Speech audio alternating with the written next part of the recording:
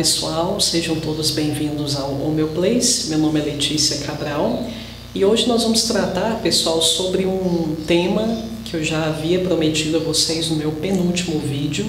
Eu havia anunciado a vocês que trataria no vídeo seguinte acerca do conceito de gênio epidêmico. Eu já tenho um vídeo, pessoal, em que eu verso ostensivamente sobre a definição de gênio epidêmico, onde eu falo a respeito do conceito de gênio epidêmico em si, inclusive me respaldando no próprio Organon, 6ª edição especificamente. Se eu não me engano, esse vídeo está intitulado Homeopatia, o Coronavírus, algo nesse sentido, não vai ser muito difícil vocês encontrarem.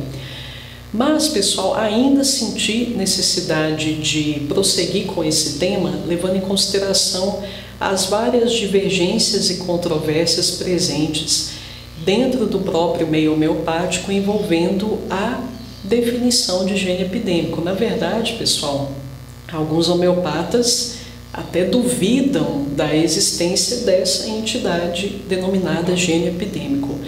Então, pessoal, vamos tratar, em função dessas divergências, sentir necessidade de novamente tratar sobre esse tema para que possamos nos posicionar melhor no que diz respeito ao assunto.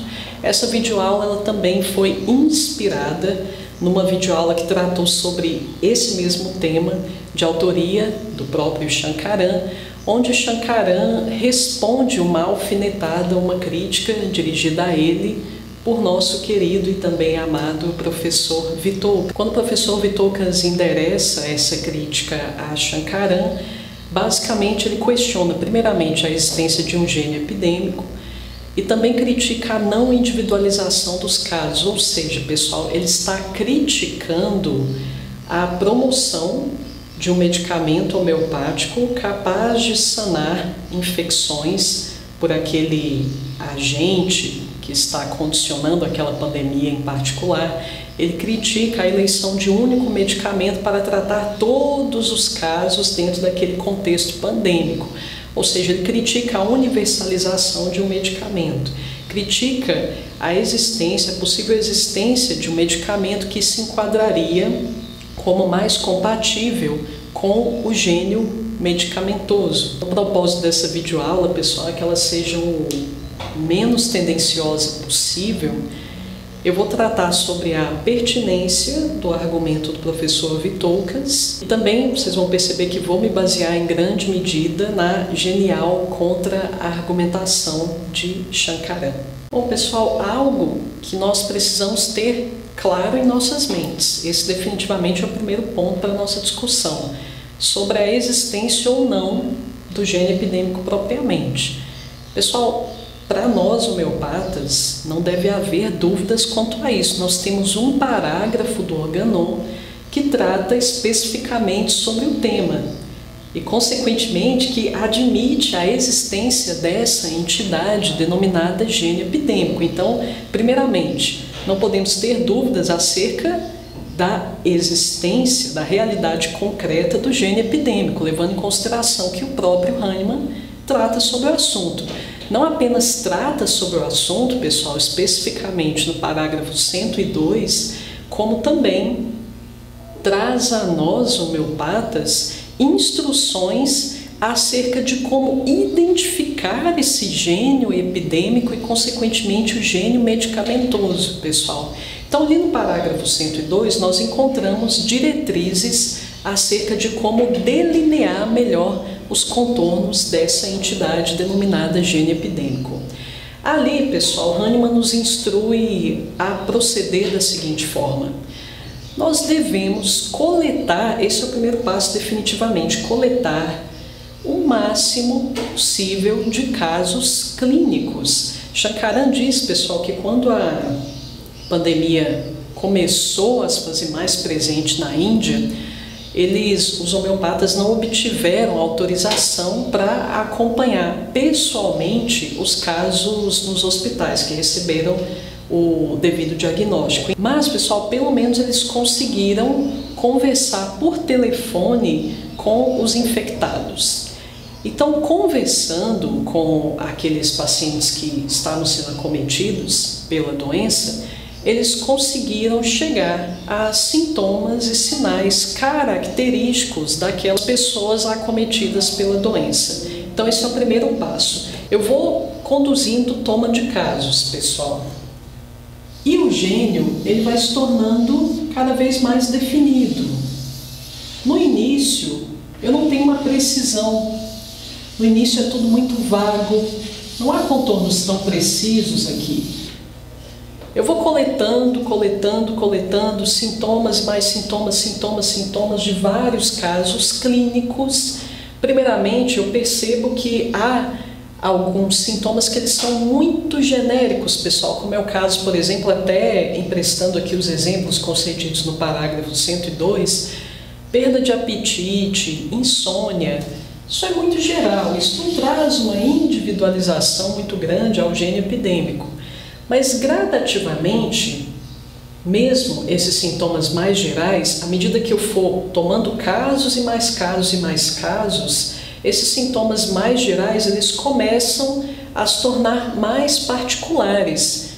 Porque com o passar do tempo, à medida que eu for acompanhando, ouvindo mais e mais casos, eu vou conseguindo particularizar esses sintomas gerais quando coleto suas modalidades. Então, por exemplo, a perda de apetite, quanto mais casos eu vou ouvindo, mais essa perda de apetite ela começa a se tornar uma perda de apetite peculiar a essa doença em particular.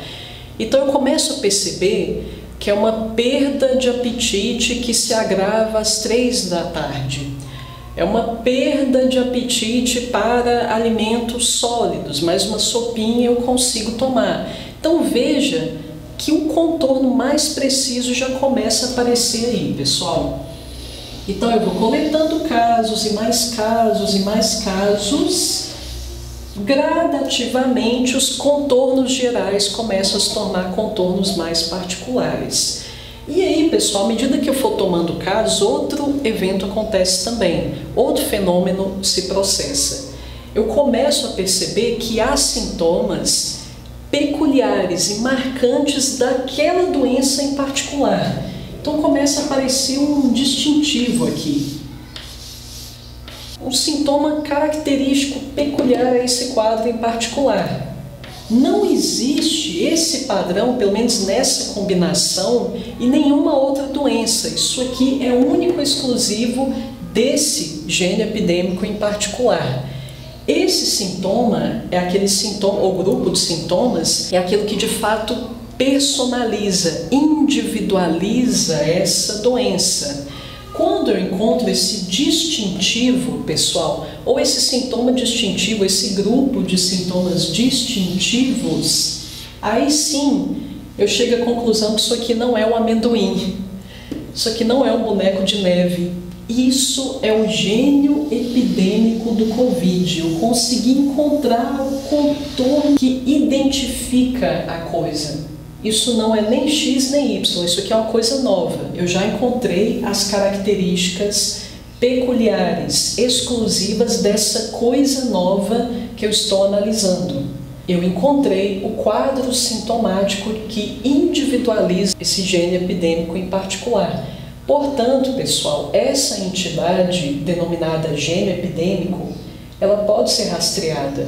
Ela pode ser encontrada. Tanto eu acompanho casos e mais casos e mais casos que eu começo a notar um padrão. A esse padrão denomina-se gênio epidêmico, pessoal. Portanto, estamos falando de uma realidade palpável. À medida que você conduz casos e mais casos, você chega a esse padrão efetivamente. E qual foi a crítica, pessoal, especificamente de Vithoulkas a Shankaran? Primeiro, Vithoulkas questiona a existência disso que denominamos gênio epidêmico. Vimos, pessoal, que há um respaldo para isso no próprio Organon, no parágrafo 102 especificamente. Então, bom, primeiro argumento infundado. Segundo argumento, mas como nós homeopatas que prezamos, acima de tudo, pela individualização dos casos, como nós homeopatas vamos indicar cânfora para todos os indivíduos acometidos por essa doença, sendo que a individualização é um dos distintivos da homeopatia. Bom, pessoal, se eu ignorei a existência do gene epidêmico, eu posso até trazer esse argumento, é um argumento válido. Mas, pessoal, se eu já entendi que a entidade do gene epidêmico, ela existe de fato, esse argumento por si só ele cai por terra, pessoal. Nós estamos diante de um contexto, quando a gente está falando de uma epidemia, ainda mais de uma pandemia, pessoal, ou seja, o bicho pegou no mundo inteiro. Não é sempre, pessoal, não será sempre praticável uma toma de caso individualizada. A gente está falando de um contexto aqui emergencial. Nós estamos falando de perdas de vidas no intervalo muito curto de tempo. Não dá, pessoal, para a gente conduzir tomas de caso profundas com um indivíduo de cada vez. Então, nós estamos diante de um contexto atípico. Shankaran, quando ele indica cânfora como aquela homeopatia que melhor se enquadraria aqui no gene medicamentoso, ele não está desconsiderando a importância da individualização dos casos. Ele está indicando cânfora dentro desse cenário em particular que a gente está vivendo, em que há várias pessoas sendo infectadas e essa doença ela pode progredir para uma afecção pulmonar grave, tirando muitas vidas. Então, eu preciso, diante dessa circunstância, agir rápido. Eu não tenho tempo para conduzir uma toma de caso muito aprofundada, muito detalhada. Então, pessoal, quando Shankaran indica cânfora, é dentro desse tipo de situação. Agora, eu, por exemplo, pessoal, alguns clientes que eu acompanho pegaram a doença. Só que são pessoas que eu já estou acompanhando, pessoas com quem eu converso ali toda semana, às vezes mais de uma vez por semana. São pessoas que já estão sob meu acompanhamento. Então, eu posso individualizar esses casos porque são pessoas que eu já acompanho, são meus clientes. Eu despendo preferencialmente um tempo maior a essas pessoas. São meus pacientes, são pessoas que eu estou acompanhando. Então, a individualização dentro dessa circunstância ela é possível. Eu individualizei todos os casos de meus clientes. Eu pude conduzir esse processo porque dentro da minha logística, enquanto terapeuta homeopata daquelas pessoas, eu já despendo um tempo maior para assessorá-las, para auxiliá-las. Então eu posso individualizar esses casos. Agora, pessoal, se eu estou no campo de batalha, estou ali, tenho que atender em 15 minutos, umas 50 pessoas, estão ali com o quadro em franca progressão, em franco andamento. Como meu Pai Eterno, eu vou poder me dar ao luxo de individualizar esses casos, pessoal. Então é importante que a gente entenda que nós estamos abrindo um parênteses aqui, nesse critério da individualização, dada a emergência, a urgência da situação em particular. Não significa que essa será a minha prática clínica ordinária. Dentro do consultório, atendendo aquelas pessoas que pagam pelos meus serviços, obviamente, eu vou me debruçar detidamente sobre aquele caso. A pessoa pagou pelo meu tempo. Agora é diferente, pessoal, de um contexto como esse que a gente está vivendo. A gente precisa agir rápido. Qual é a forma mais efetiva de agir rápido, considerando conduta homeopática mais adequada, pessoal? É encontrando o gene epidêmico, o medicamento homeopático que melhor se adequa a ele, as características que se fizeram mais notórias, que se repetiram de forma mais frequente. Após detectar o gene epidêmico, identificamos a homeopatia, indicando essa homeopatia eleita para esses doentes, pessoal, nós tiramos essas pessoas da zona de perigo. Pronto, pessoal, a gente concedeu um fôlego. Então o intuito aqui é conceder um alento. É fôlego, é tirar a pessoa, pessoal, o mais rápido possível dessa zona de perigo. De novo, eu repito, não significa que nós vamos proceder assim eternamente, inclusive com os nossos clientes que já pagam pelo nosso acompanhamento. Não é disso que se trata, pessoal, estou falando de um contexto emergencial, isso precisa ficar claro. Então, o homeopata, pessoal, dentro dessa situação, ele pode se ver com 3 cartas na manga. há 3 condutas que podemos assumir dentro de um contexto de epidemia ou pandemia, como é o nosso caso. É sobre essas condutas possíveis que eu vou tratar aqui agora. Na verdade, pessoal, eu estou utilizando o raciocínio que Shankaran expôs nessa sua palestra. Esse raciocínio não foi desenvolvido por mim. Eu estou repassando, pessoal, esse raciocínio a vocês porque eu considerei essa explicação de Shankaran genial. Eu achei a contra-argumentação dele, a Vithokas, algo genial que merecia realmente essa videoaula. Então, trata-se aqui de uma releitura do que o próprio Shankaran diz, pessoal. Mas o que ele respondeu para Vithokas?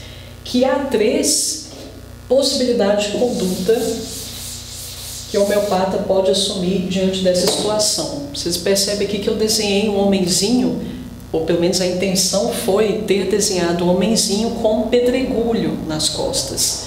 Isso aqui é uma pedra gigantesca. Eu estou fazendo força para aguentar isso aqui. Podemos assumir, como eu disse, pessoal, 3 condutas. A primeira, individualização. Se eu puder individualizar, se eu tiver tempo para isso, pessoal, é o ideal mesmo. Eu devo individualizar o caso. Porque pode ser que, de fato, aquele paciente que eu estou acompanhando, talvez ele não se encaixe 100% em cânfora.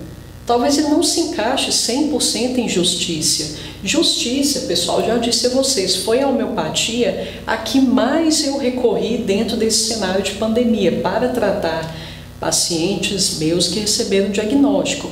Mas já indiquei, mesmo cânfora, já indiquei arsênico, já indiquei geossêmio várias vezes, com ampla margem de êxito, comprovando que a individualização do caso nem sempre ela é compatível com aquele medicamento que julgamos ser o que melhor se enquadra no gene epidêmico. Então essa é a conduta preferencial, pessoal, mas é como eu disse, nem sempre dá tempo, nem sempre nós podemos nos dar ao luxo de individualizar 50, 100 casos que vamos atender no único dia.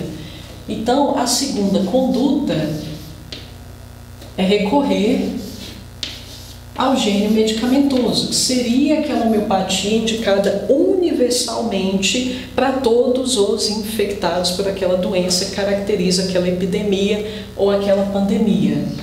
E por último, vimos muito essa conduta, pessoal. É o tratamento da doença por estágios. Vimos muitos homeopatas dividindo o quadro infeccioso do Covid em 3 etapas. Vocês devem se lembrar: a etapa sensorial, a etapa funcional, a etapa lesional. E vocês percebem que para cada etapa, alguns homeopatas elegeram uma homeopatia específica. Não, para a etapa 1, indicamos justiça, etapa 2, justiça com oxigênio, etapa 3, justiça e oxigênio, uma dinamização mais alta, várias variantes, pessoal. Então, muitos homeopatas optaram por essa segmentação da evolução da doença, com homeopatias que atenderiam cada etapa respectivamente. Agora, pessoal, por que eu desenhei esse bonequinho aqui? Realmente, vamos finalmente ao bonequinho.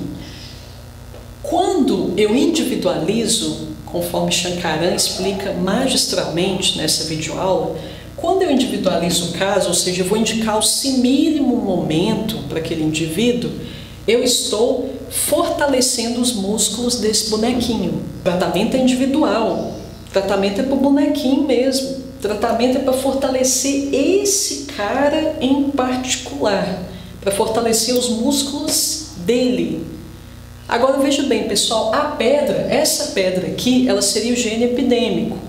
E tem um monte de gente carregando essa mesma pedra. Essa pedra aqui, pessoal, ela é o agente mórbido universal. A pedra, ela é a mesma para todo mundo. O que muda é o indivíduo. O indivíduo tem as particularidades, as predisposições dele, tem a personalidade dele. Quando eu entro com o simílimo, repetindo, simílimo momento daquela pessoa em particular, o que eu estou fazendo? Fortalecendo os músculos do sujeito para aguentar o pedregulho. Então é óbvio que essa é uma boa estratégia também, pessoal, diante desse cenário. Há uma pressão pairando sobre mim. e sobre todas as pessoas que estão próximas a mim. Essa pressão, ela é comum a todos nós. Se eu estou mais forte, eu aguento carregar isso aqui, eu aguento suportar isso aqui mais que as outras pessoas que não estão utilizando homeopatias. Mas, pessoal, existe um outro modo de sobreviver a essa situação, que é diminuindo o peso do pedregulho, atenuando a hostilidade do pedregulho sobre as minhas costas. E é essa a estratégia do gene epidêmico. Quando eu indico essa homeopatia que se propõe a tratar o gene epidêmico em si, o que eu estou fazendo? Diminuindo o peso disso aqui.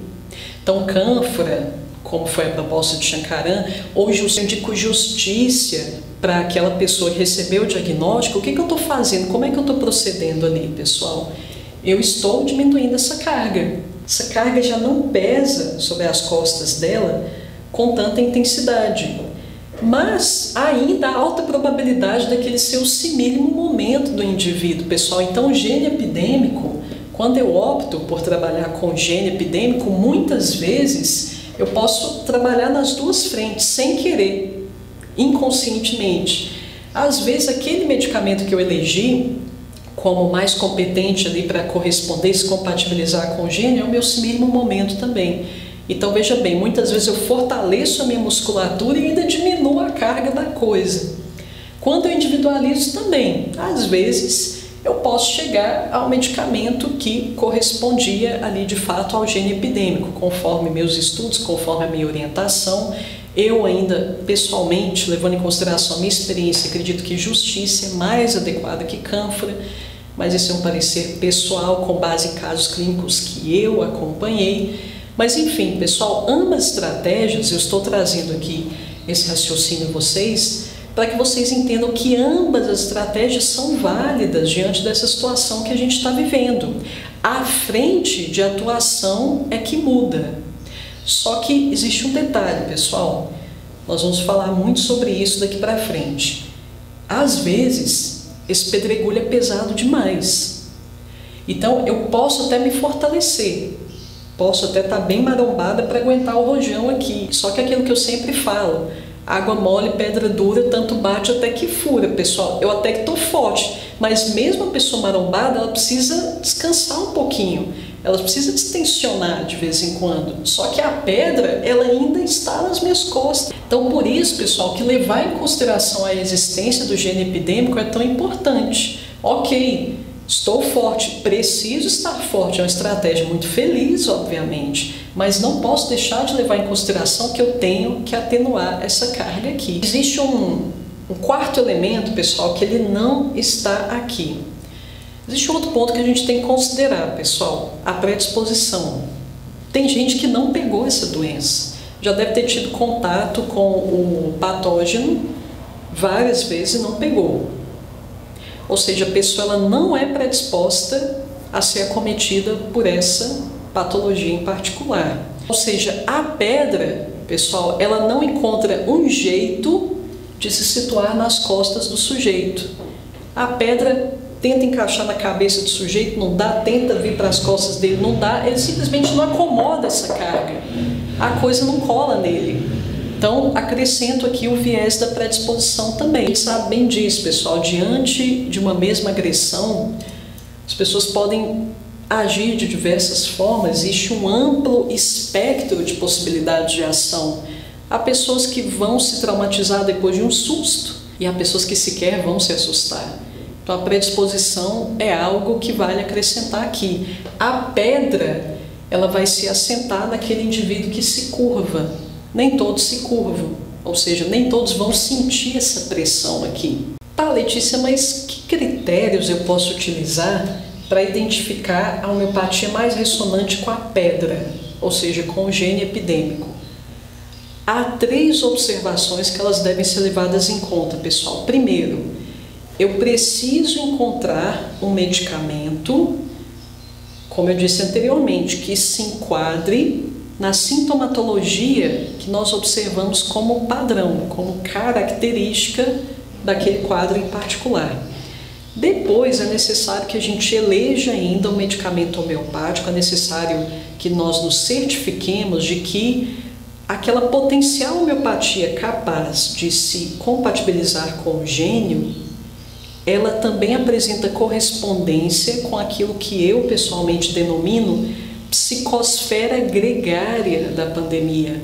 Quando a gente está no contexto pandêmico, pessoal, ou epidêmico que seja, isso que a gente está vivendo realmente é uma situação bem atípica, mas uma pessoa bem sensível, atenta, consegue perceber o seguinte: existe em toda pandemia uma atmosfera que nos embanha, uma atmosfera que é perceptível, que paira sobre todos nós. Existe uma psicosfera, existe um sentimento, uma sensação universal que impregna a todos nós. Citar um exemplo para vocês, pessoal: existe uma característica nas personalidades homeopáticas que elas são como uma espécie de pano de fundo para aquela matéria médica. Ou seja, é aquele traço peculiar, característico. Quando não existe aquilo, nós podemos dizer que não, a pessoa não precisa desse medicamento, a pessoa não é esse medicamento. Por exemplo, calcária carbônica. Calcária carbônica, qual é essa psicosfera de fundo? Esse pano individualizador de fundo de calcária carbônica? É a lentidão, é a amorosidade, é uma espécie de letargia. Isso é distintivo de calcária carbônica, isso deve estar como pano de fundo, como cenário da matéria médica calcária carbônica. Se a gente não percebe, pessoal, esse panorama, esses traços paisagísticos, digamos assim, de calcária carbônica, a gente sabe que não. Esse não é o reino de calcária carbônica, está faltando aquilo que é distintivo dessa personalidade. Arsênico também. Qual é aquela atmosfera que permeia a personalidade arsênico como um todo? Inquietação. Se a pessoa não é inquieta, pessoal, se você olha para aquela pessoa, não vê aquela inquietação saltando dos olhos dela, saltando dela própria como um todo, aquela ansiedade, aquele frenesi, você não percebe isso, não é arsênico, pessoal. Isso precisa estar estampado na pessoa. Isso precisa estar ali, como eu disse, como pano de fundo daquela personalidade. Então, o que eu quero dizer com isso, pessoal, é que existe em todo desequilíbrio, em toda epidemia ou pandemia, que nós estamos falando de uma patologia coletiva, ou seja, a gente está falando de uma formação gregária, de uma força realmente grupal, coletiva, existe um traço distintivo, existe uma característica que impregna essa psicosfera. E nós, como homeopatas atentos, perceptivos, a gente precisa identificar que tipo de atmosfera foi construída dentro desse cenário pandêmico. No nosso caso, pessoal, o que a gente pode destacar como sendo características dessa atmosfera? Medo generalizado, na verdade um pânico generalizado, uma percepção de que o ambiente externo é hostil. Se eu sair de casa, o bicho pegou, eu tenho que ficar em casa, agora lá fora é perigoso. Isso poderia fazer parte desse pano de fundo. Então veja que eu identifiquei essa psicosfera gregária, essa atmosfera coletiva. Esse é o primeiro passo. Então o medicamento que eu cogito ser adequado para esse gênio epidêmico, ele deve, pessoal, deve acima de tudo corresponder a essa psicosfera coletiva. Isso é fundamental, isso é um pré-requisito realmente indispensável. Segundo ponto, aquele medicamento que eu estou considerando ser compatível, ressonante com o gênio, ele deve, pessoal, ser capaz de curar aquele pior caso de Covid que você acompanhou. Se não é capaz de ajudar aquela pessoa que já está na UTI, entubada e, enfim, ela já está com o pezinho na cova, dito aqui numa linguagem mais vulgar, possivelmente não é o medicamento correto. Então, o medicamento correto, pessoal, para se enquadrar no gênio medicamentoso, ele deve tratar casos brandos e aquele caso mais barra pesada. Ele deve ser capaz de se encaixar nesses extremos. Em íntima relação com aquela penúltima característica que eu disse a vocês, pessoal, a identificação. Isso aqui, obviamente, pessoal, como é Shankaran que está trazendo essas diretrizes, então é óbvio que ele não deixaria de mencionar a importância da detecção da sensação que permeia aquele contexto pandêmico ou epidêmico, como queira. Então, eu preciso identificar qual reino é mais ressonante com aquela realidade que eu estou percebendo ali. Será que existe uma compatibilidade energética com o reino animal? Será que eu estou percebendo aqui um contexto de competição por território, por atratividade? Será que eu estou enxergando aqui a dinâmica presa-predador nessa circunstância especificamente? Não, não é bem isso. O que eu estou percebendo aqui é uma necessidade de estrutura, é uma busca por estabilidade, é uma busca por garantias. Tá, existe isso, mas não é essa a tônica da coisa. Ou será que eu não estou falando do reino vegetal, com sua hipersensibilidade, com sua reatividade proeminente? O vegetal, pessoal, não poderia ser mais compatível com o gene epidêmico, porque quando a gente pensa em personalidade vegetal, primeiro, pessoal, a hipersensibilidade da pessoa é algo evidente. A hipersensibilidade da pessoa que está acometida por aquela doença é algo que chama a nossa atenção. A pessoa está muito sensível. E às vezes, pessoal, isso é até mais fácil da gente perceber quando a gente está falando de um indivíduo que ele não é daquele jeito mesmo. Quando ele é infectado, quando ele recebe o diagnóstico positivo, ele entra naquele estado que é totalmente atípico para a personalidade dele. Ele muda o comportamento, os familiares percebem que ele não é o mesmo.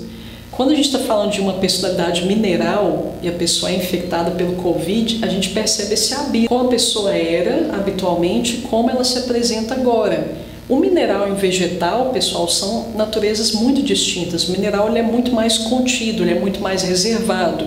Ele só quer garantir aquela estabilidade dele. Tem arroz com feijão, tem a casinha dele, tá tudo bem, tá ótimo. Agora o vegetal, ele se sente afetado facilmente o tempo todo.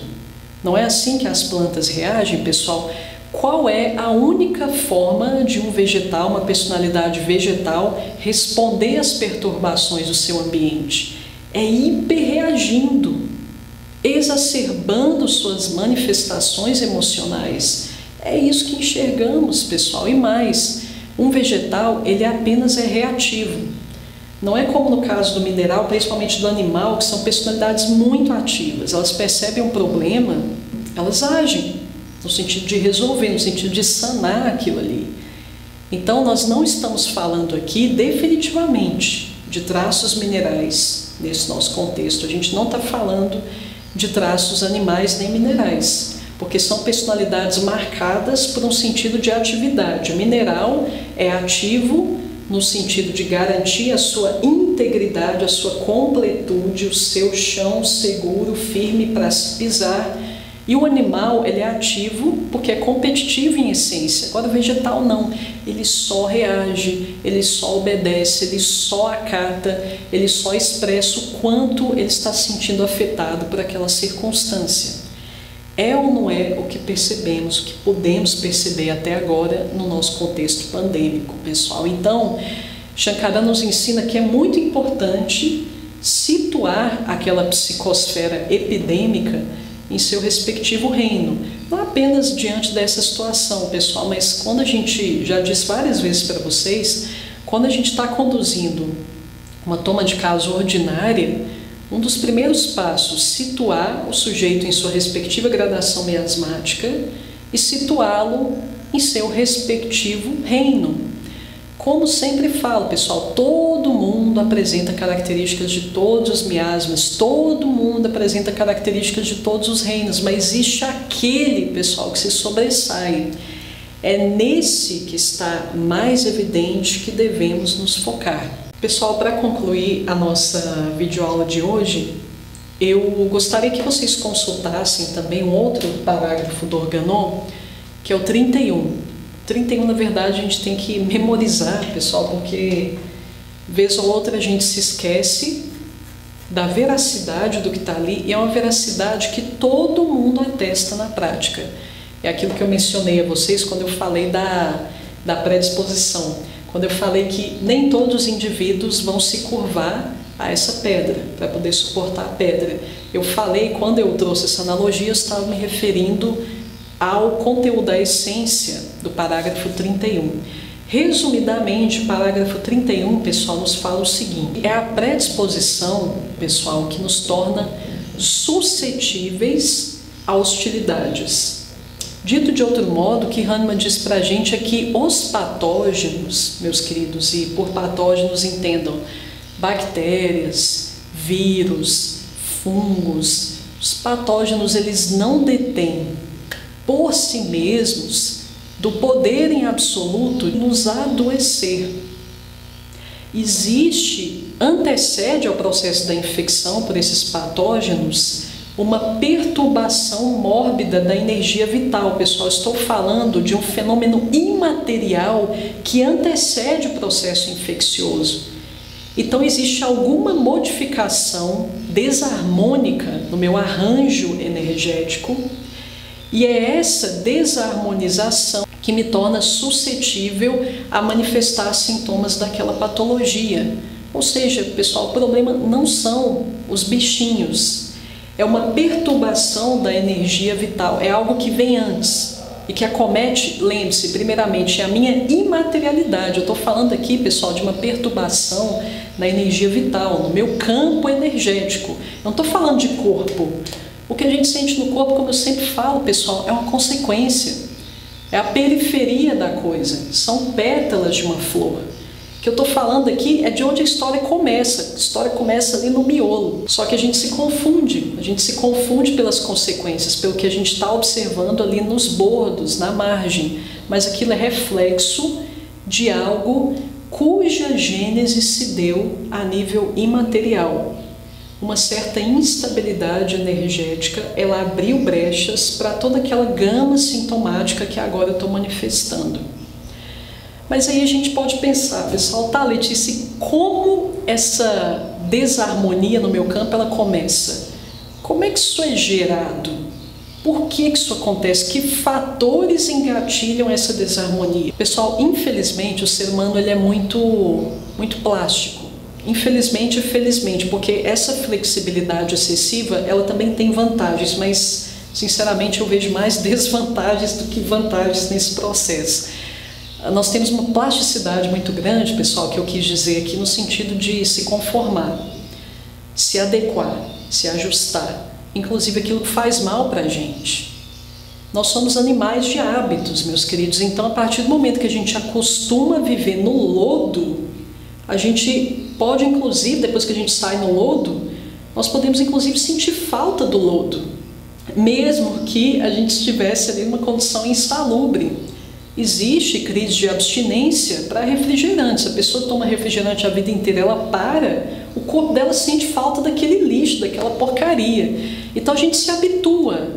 Por que somos animais de hábitos? Porque se habituar a alguma coisa gasta menos energia, você entra naquele piloto automático, você não tem que pensar mais nas suas ações. Você já foi condicionado daquela forma, você simplesmente vai seguir aquele fluxo. Então, nós somos animais de hábitos porque isso poupa energia. A gente está o tempo inteiro desenvolvendo, mobilizando recursos para minimizar o gasto energético.